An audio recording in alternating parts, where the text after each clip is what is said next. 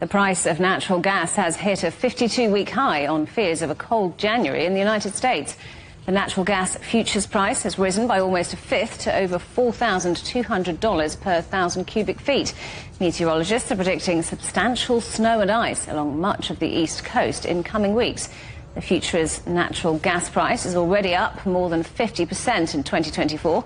It's now trading at its highest level in a year, while oil prices have also seen significant gains.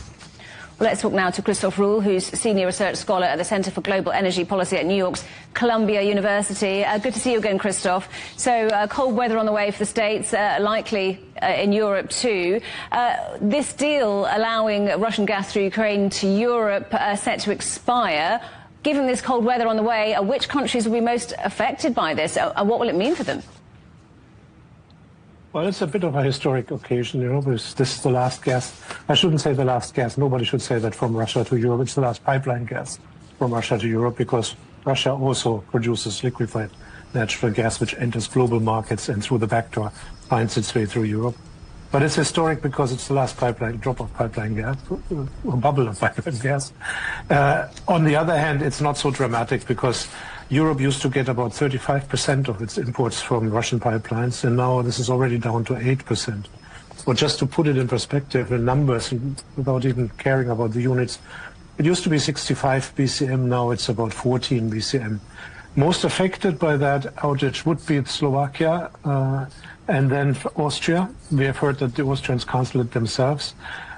Indirectly affected would be Czech Republic, because they would sort of jump in and provide some of their gas for Slovakia.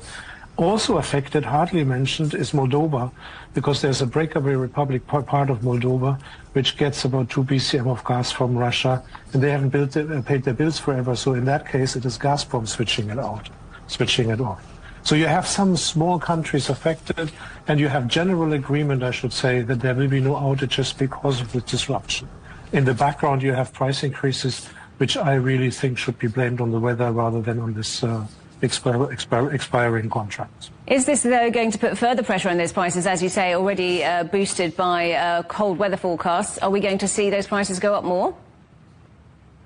Every little counts, no? So it will certainly play a role, but not a big one, not a dramatic one. It's the sums are too small, the preparation lead times are too long, the inventories are too full. So everybody really in the gas business looks at the thermometer. If we are running into trouble because of cold weather, because of storage going down faster than expected, then of course this political discussion will start again. Should one or should one not have listened to Slovakia, listened to the Ukraine or not? But that's a very, very remote scenario at the moment. And again, de facto, it would be weather-driven, not a supply disruption as we had seen in 22. And what does it mean for Russia? Does it mean they're going to be stuck now with a load of gas that they can't actually transport out of the country?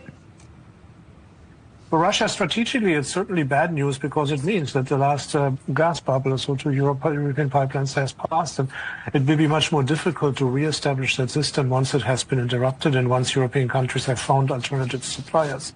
So even though the volumes were small, it is certainly the case, I would think, that in Russia, in Gazprom, and in the transit pipeline system, people look back now on an epoch which is likely to be over for good.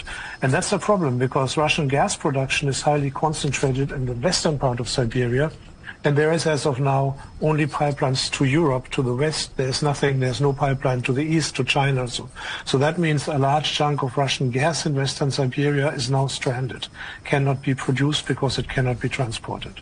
And that is an economic problem.